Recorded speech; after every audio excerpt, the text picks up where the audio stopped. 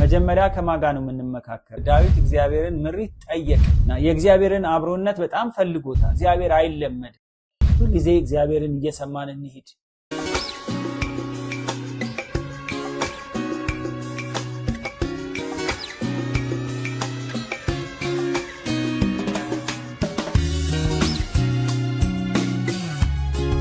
ተመልካቾቻችን ይህ በምልአት የወንጌል አገልግሎት እየተዘጋጀ የሚቀርብላችሁ ሳምንታዊ የእግዚአብሔርን ቃል የምንሰማበት ጊዜ ነው።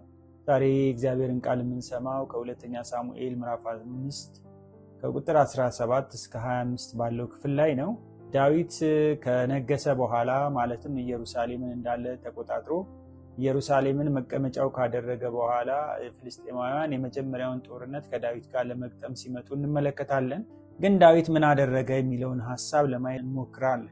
ዳዊት ለጦርነት የመጡትን ፍልስጤማውያን ሊገጥሙት ሲፈልጉ እሱ ግን ወደ ምሽጉ እንደገባ መጽሐፍ ቅዱሳችን ላይ ይነግረናል። በመጀመሪያ የምናየው ነገር ይሄ ነው። ፍልስጤማውያን ዳዊትን እንኳን ደህና መጣህ እንኳን ነገስክ ብለው የደስታ መግለጫ ሊያበስሩለት አይደለም የመጡት። ከዚያ ይልቅ ፍልስጤማውያን ከዳዊት ጋር ጦርነት ለመግጠም እና ዳዊትንም ለማሸነፍ ሲመጡ ነው የምንመለከተው። ከ7 ዓመት በፊት ተሳክቶላቸው የሳኦልን መንግስት በጦርነት ማሸነፍ ችለውና ሳኦልን ማስወገድ ችለው ነበር እና በዛው በለመደ መንፈስ እና ወኔ ይህንን ድል ለመድገም መልሰው ከዳዊት ጋር ለመግጠም ሲመጡ እንመለከታለን። እና ዳዊትም እና ወታደሮቹን ከማዘጋጀት ይልቅ ለጦርነቱ ዳዊት ወደ ምሽግ ሲገባ ነው የምንመለከተው። እና ፍልስጤማውያን ለጦርነት እንደመጡ ያውቃል። ጦርነት ሊገጥሙት እንደሆነ ያውቃል። ኢየሩሳሌምንም ሊወሩ እነሱም ደግሞ ዳዊትን ሊያስወግዱት እንደሆነ ያውቃል። ግን ዳዊት ወደ ምሽጉ ገባ ብሎ መጽሐፍ ቅዱስ ይነግረናል። እና ዳዊት በድንገት የመጣውን የፍልስጤምን ጦር ከመዋጋት ይልቅ ወደ ምሽጉ በመግባት የተረጋጋ ጊዜ መውሰድን ፈልጓል። ምክንያቱም አሁን ይሄ ጦርነት እሱ የሚዋጋው ጦርነት የእግዚአብሔር ጦርነት ነው። ስለዚህ እግዚአብሔርን መጠየቅ እንዳለበት እና መጀመሪያ የጌታን ፊት መፈለግ እንዳለበት ያሰበ ይመስላል። የጦርነቱን ስልት ለመንደፍና አካሄዱን ለማሰብ ወደ ምሽጉ መግባት ነበረበት። ጦርነቱ እንዴት ነው የምገጥመው? በምን ሁኔታ ነው የምገጥመው? በዚህ ጦርነት ውስጥስ እግዚአብሔር አለ ወይ የለም ወይ የሚለውንም ለማረጋገጥ ይሆናል። እንደገናም ደግሞ እግዚአብሔርንም ለመጠየቅ ወደ ምሽጉ ሲገባ ነው የምንመለከተው። አንድ የጦር መሪ የጦርነቱን ፍኖተ ካርታ ቅድሚያ መስራት አለበት።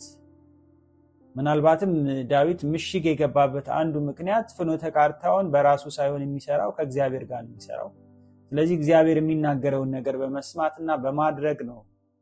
ፍኖተ ካርታው በእግዚአብሔር ነው የሚወሰነው፣ ምክንያቱም ጦርነቱ የእግዚአብሔር ጦርነት ስለሆነ።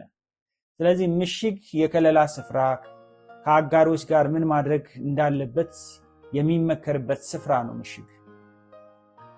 ምሽግ ትዋጉና የሆነ ደረጃ ላይ ስትደርሱ ራሳችሁን ለማየት የምትሞክሩበት ወይም ደግሞ ውጊያ ከመጀመራችሁ በፊት ምሽግ ውስጥ ሆናችሁ ምን ማድረግ እንዳለባችሁ፣ በምን መንገድ ይሄንን ጦርነት ማሸነፍ እንደምትችሉ ስልት የምትነድፉበት ቦታ ሊሆን ይችላል። ስለዚህ ዳዊትን ስንመለከተው ወደ ምሽግ ሲገባ ነው የምንመለከተው። ስሜታዊ ሆኖ ከፍልስጤማውያን ጦር ጋር ለመግጠም ሲነሳ አንመለከትም። ዳዊት ግን ከሰው ጋር ሳይሆን ከእግዚአብሔር ጋር ለመምከር ነው የገባው። ብዙ ሰዎች ወደ ምሽግ ወይም ደግሞ ብዙ የጦር አዛዦች ወደ ምሽግ ሲገቡ ቁጭ ብለው እርስ በርስ ለመመካከርና በራሳቸው መፍትሄ ለማምጣት ነው የሚያስቡት። ዳዊት ግን ምሽግ የገባው ከእግዚአብሔር ጋር ለመምከር ነው።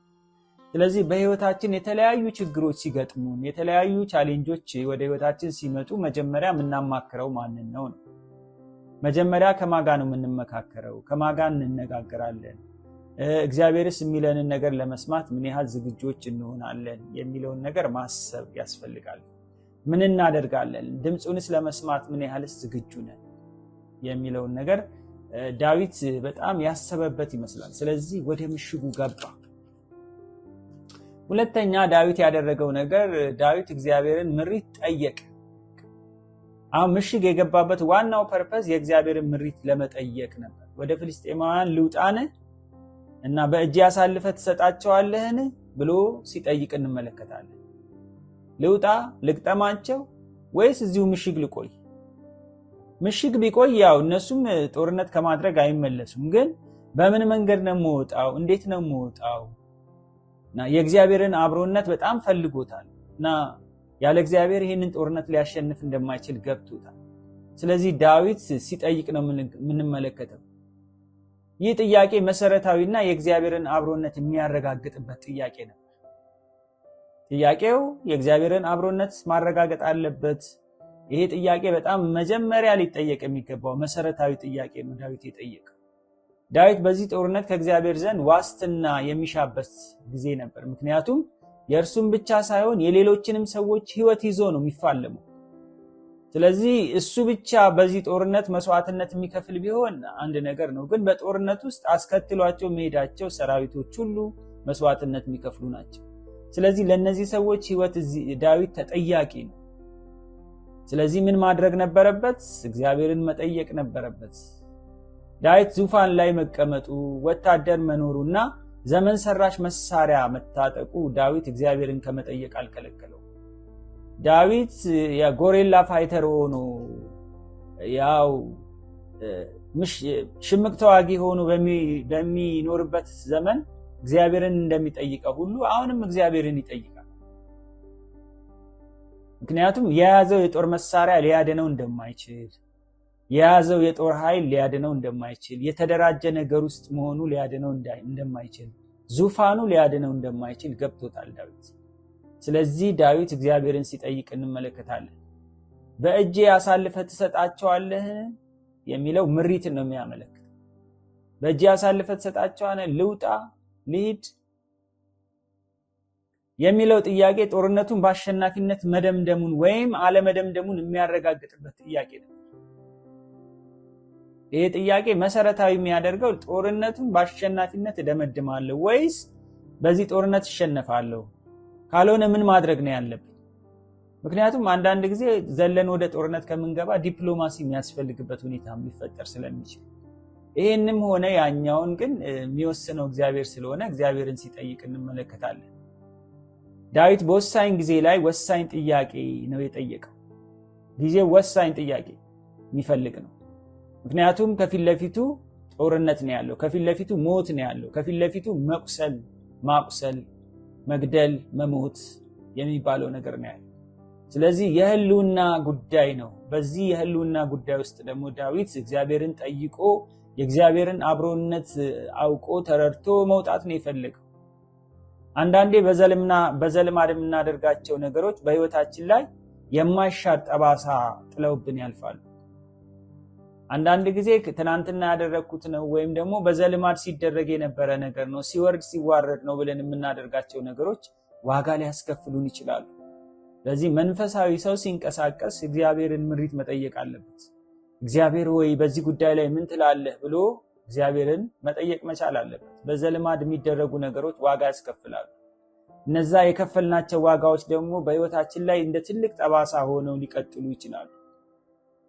አንዳንድ ጥያቄዎች መጽሐፍ ቅዱሳዊ ፍቺ ባናገኝባቸውም የመንፈስ ቅዱስ ምሪት ይፈታቸዋል።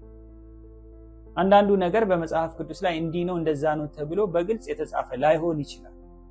ይሄ ሆነ ግን ማለት እግዚአብሔር አይጠየቅም ማለት አይደለም። መጽሐፍ ቅዱስ ላይ በዚህ ውጣ የሚል ነገር ባናገኝ እንኳን ግን ከእግዚአብሔር ዘንድ ምሪት መስማት ያስፈልጋል። መንፈስ ቅዱስ በውስጣችን አለ፣ ድምፁን ያሰማናል። ድምፁን ለመስማት ራሳችንን ዝግጁ ማድረግ አለብን። በህይወታችን ግርታ ውስጥ ስንገባ መንፈስ ቅዱስ ብርሃኑን እንዲያበራልን፣ በብርሃኑ እንዲመራን ጌታን መጠየቅ አለብን። ምክንያቱም ሁል ጊዜ በብዙ ነገር እርግጠኛ ሆነን አይደለም እንመላለሰው። ብዙ እርግጠኛ ማንሆንባቸው፣ ብዙ ግራ የምንጋባባቸው፣ ብዙ ጊዜ በጥርጣሬ እንድንሄድ የምንገደድባቸው ሁኔታዎች ይኖራሉ በሰው ህይወት ውስጥ። በዚህ ጊዜ ታዲያ ምንድን ነው የሚያስፈልገው? የእግዚአብሔርን ምሪት መጠየቅ ነው። እግዚአብሔር እንደተናገረው ለዳዊት ድልን ሰጠው። እግዚአብሔር ምን አለው? ውጣ አለው። እኔ ከማን ጋር ነኝ? ከአንተ ጋር ነኝ፣ ውጣ አለው። ሶስተኛ፣ ዳዊት በጦርነቱ በተገኘው ድል አምላኩን ምን አደረገ? አከበረ።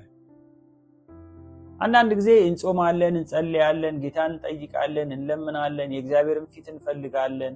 እግዚአብሔር በጣም በሚገርም ሁኔታ ለኛ የከበደውን ነገር ድል ሲሰጠን ያኔ መልሰን ለሱ ክብር እናውለዋለን ወይ ነው።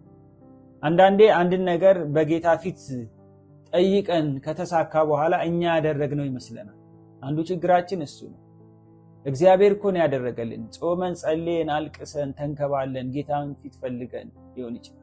እግዚአብሔር በቸርነቱም ደግሞ አድርጎልን ሊሆን ይችላል። የኛን ጸሎትና ልመና ሳይጠብቅ እግዚአብሔር ያለንበትን ሁኔታ ተረድቶ ከልባችን ይልቅ ታላቅ ስለሆነ አድርጎልን ሊሆን ይችላል። ግን ያኔ እግዚአብሔር ማድረጉን እንረሳለን። አንዳንዴ እግዚአብሔር የሰራው ስራ መሆኑን ትተን መሆን ስላለበት እንደሆነ አድርገን እናስባለን። አንዳንድ ነገር የሆነው መሆን ስላለበት ነው ብለን እናስባለን። መሆን ያለበትን ነገር የሚያደርገው እግዚአብሔር። መሆን ስላለበት ይሆናል የሚባል ነገር የለም። ዳዊት ግን ውሃ እንዲያፈርስ ጠላቶቼን አፈረሳቸው ሲል እንመለከታለን። ዳዊት ምንድነው? አሁንም ክብሩን ለእግዚአብሔር እየሰጠ ነው። ውሃ እንደሚያፈርስ ጠላቶቼን ምን አደረጋቸው? አፈረሳቸው። ስለዚህ ማን ነው ያፈረሳቸው? እግዚአብሔር። እኔ ያፈረስኳቸው አላለ። አንዳንድ ጊዜ ድል ሲመጣ እግዚአብሔር የሰራውን ነገር እግዚአብሔር ያደረገውን ነገር መሆኑን ትተን ለራሳችን ክብሩን ለመውሰድ እንንቀሳቀሳለን። ወይም ሳናስተውለው እኛ ያደረግነው ይመስለናል። የፍልስጤም መንግስት ለጋ የሆነ የዳዊትን መንግስት ለማፈራረስ የመጣ የዳዊት መንግስት በዚህ ጊዜ ለጋ ነው። ዳዊት ገና ወደ ስልጣን መውጣቱ ነው። ኢቭን ራሷ እስራኤል የራሷን መንግስት ማንገስ የጀመረችው ከሳኦል በኋላ። ስለዚህ ዳዊት ሁለተኛው ሰው ነው። እንደገና ደግሞ ዳዊት ሲነግስ ይሄ የመጀመሪያው ጊዜና ወይም የነገሰበት የመጀመሪያ አካባቢ ላይ ነው ያለው ዳዊት። ስለዚህ ለጋ የሆነ መንግስት ነው። በብዙ ነገር ብስለት የሚጎለው ብዙ ነገሮችን እንደ መንግስት የተደራጀ የተጠናከረ ነው የሚባልበት ጊዜ አይደለም በሰውኛ ሲታሰብ። ግን ዳዊትን ጠንካራ ያደረገውም የሚያደርገውም እስከ መጨረሻም የስልጣን ዘመኑን ገዝቶ እንዲኖር ያደረገው እግዚአብሔር ስለሆነ አሁንም በለጋም ጊዜ ቢሆን እግዚአብሔርን ምን ያደርጋል? ይጠይቃል። ዳዊት ከሳኦል የሚለየው እግዚአብሔርን በመጠየቁና ሲሳካለትም እግዚአብሔርን የሚያከብር ሰው ነበር። የዳዊትና የሳኦል ልዩነቱ ምንድነው? አንደኛ እግዚአብሔርን መጠየቅ፣ ሁለተኛ ደግሞ ጠይቆ እግዚአብሔር ድል ሲያደርግ ለእግዚአብሔር መልሶ ክብርን መስጠት። ሳኦል ግን እንደዚህ አይነት ሰው አልነበረም። ሳኦል በጣም አመፀኛ ነው። በ2 ዓመቱ እግዚአብሔር የናቀው ሰው ነው። ከእግዚአብሔር ሐሳብ ጋር የሚሄድ ሰው አልነበረም። ሲጀመር የሚጠይቅም ሰው አልነበረም። በሳሙኤል በኩል ደግሞ የሚነገረውንም እንኳን ትክክለኛውን የእግዚአብሔርን ምሪት ተቀብሎ ተግባራዊ የሚያደርግ ሰው አልነበረም። ስለዚህ ሳኦልና ዳዊት በጣም የተለያዩ ሰዎች እንደሆኑ ነው የምንመለከተው። እግዚአብሔርን ከችግር እንዲያወጣ ለምነን ከችግር ስንወጣ ደግሞ ክብሩን ለእርሱ መስጠት ይገባናል። በችግር ውስጥ ጊዜ መንፈሳዊ ነን፣ በችግር ውስጥ ጊዜ ትሁታን ነን፣ በችግር ውስጥ ጊዜ እግዚአብሔርን እንጠይቃለን። ግን ጠይቀን እግዚአብሔር ሲያሳካ ደግሞ ክብሩን መልሰን ለሱ አንሰጥ።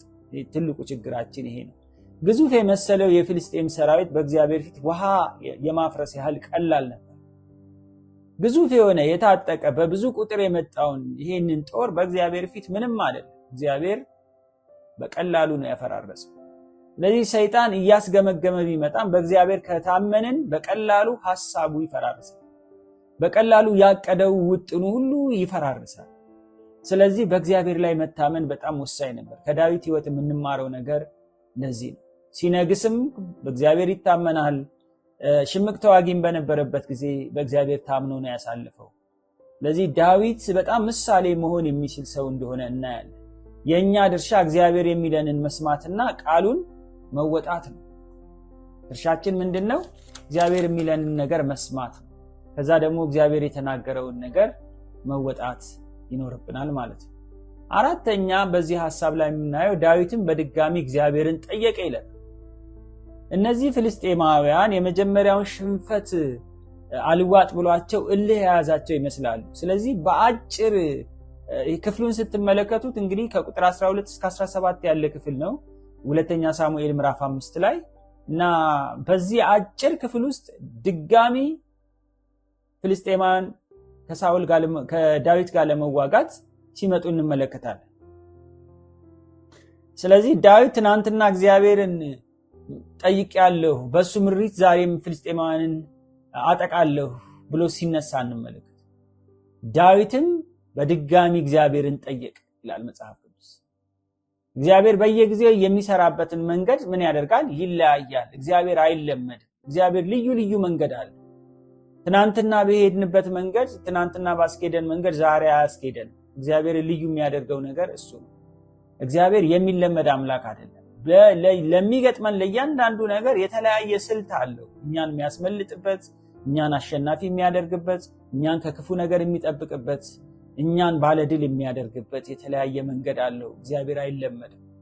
ስለዚህ ዳዊት ይሄ የገባው ይመስለኛል። ትላንትና እግዚአብሔር ውጣ ብሎኛል፣ ወጥቻለሁ፣ አሸንፌያለሁ። ስለዚህ ደግሞ ዛሬ ብጠይቅም ባልጠይቅም ችግር የለውም፣ ኦልሬዲ እግዚአብሔር ከኔ ጋር ነው አላለም ዳዊት። ከዛ ይልቅ ዳዊት ምንድነው ያለው? እግዚአብሔርን ደግሞ ጠየቀ።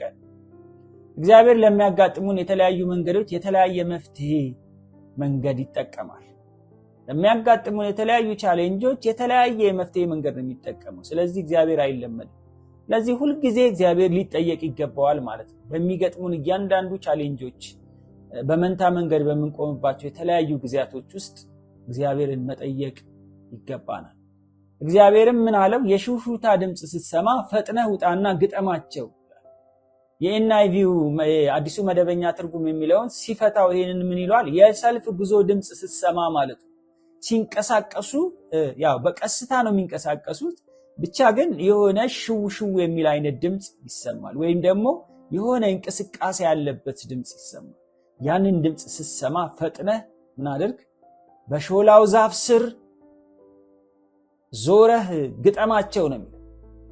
ፍልስጤማውያን ምናልባት ሊዘጋጁ የሚችሉበት ዳዊት ትናንትና በሄደበት ስልት ዛሬ መሄዳል ብለው አስበው ሊሆን ይችላል። ግን ዳዊት ስልት ተቀይሮለታል። ምክንያቱም እግዚአብሔርን እየጠየቀ የሚንቀሳቀስ ሰው ስለነበር፣ እግዚአብሔር ደግሞ በአንድ መንገድ ብቻ ሳይሆን በብዙ መንገድ ስለሚሰራ ማለት ነው።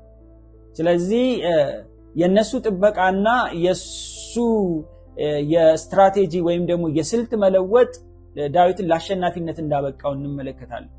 የሰው ልጅና ሰይጣን በለመዱት መንገድ መፍትሄ ሊሰጡ ይችሉ ይሆናል። ግን እግዚአብሔር ልዩ ነው። በልዩ ልዩ መንገድ የሚሰራ አምላክ ነው። አንዳንዴ ለእግዚአብሔር ተለዋዋጭ አሰራር አንመችም፣ በማንነታችን ውስን ስለሆነ። እግዚአብሔር በተለያየ መንገድ እንደሚሰራ እንዘነጋለን ብዙ ጊዜ። ስለዚህ የለመድናትን ነገር ነው ለማድረግ የምንሞክር። ስለዚህ ነው ብዙ ጊዜ ለውጦች የማናመጣው፣ በህይወታችን ለውጦች የማናየው፣ በአንድ አይነት መንገድ ለመሄድ ሙከራ ስለምናደርግ ማለት ነው። እግዚአብሔርን የምንሰማ ከሆነ ግን የተለያየ ስልቶችን እግዚአብሔር እያዘጋጀ በተለያየ መንገድ ያስኬደናል፣ ያስመልጠናል፣ አሸናፊ ያደርገናል፣ ከክፉ ነገር ይጠብቀናል። ስለዚህ ይህ ጦርነት ፍልስጤማውያን ዳግመኛ እንዳያንሰራሩ ያደረገ ጦርነት ነው። በእልህ ነው የመጡት፣ በእብሪት ነው የመጡት። እብሪታቸውን የሚሰብር ስራ ግን እግዚአብሔር ሲሰራ እንመለከታለን። ይህ ጦርነት ለእስራኤል ስጋት መሆናቸውን ያበቃበት ጦርነት እንደሆነ እንመለከታለን። በጣም ነው ዳዊት በዚህ ጦርነት እንዲመታቸው እግዚአብሔር አቅም የሰጠው። ስለዚህ በመጡበት መንገድ ሲበተኑ፣ በመጡበት መንገድ ተዋርደው ሲሄዱ፣ ዳግመኛ አቅም አግኝተው እንዳያንሰራሩ ሲሆኑ እንመለከታለን። ዳዊት መንግስት እንዲጸናና የፍልስጤማውያንን መንግስት እብሪት እግዚአብሔር ሲያፈራርሰው እንመለከታለን። በዚህ ጊዜ የዳዊት መንግስት ጸናች። እግዚአብሔር ይመስገን። ወገኖቼ በህይወታችን ወደ ጸናና ወደ ተሻለ ወደማያወላውል ነገር እግዚአብሔር የሚያደርስበት ጊዜ አለ። ሁልጊዜ እግዚአብሔርን እየሰማን እንሂድ። ለልዩ ልዩ ቻሌንጆቻችን፣ ለተለያዩ ተግዳሮቶቻችን እግዚአብሔር የተለያየ ስልት አለው፣ የተለያየ መንገድ አለው፣ የተለያየ አሸናፊ የሚያደርግበት፣ እኛን ድል የሚሰጥበት ብዙ መንገዶች አሉት። ስለዚህ በአምላካችን ላይ እንታመን፣ አምላካችንን ተስፋ እናድርገው። ለሁሉ ነገር መከታችን እሱ ነውና። የሰማነውን ቃል ይባርክልን። ተባረኩ። አሜን።